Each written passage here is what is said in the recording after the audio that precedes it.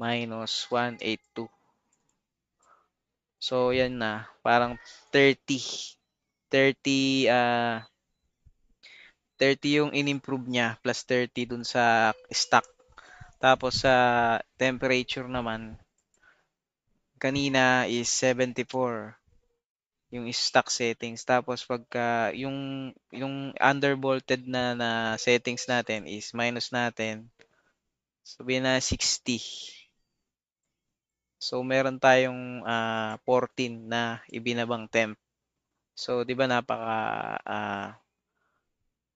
laki ng difference from stock settings to undervolted settings.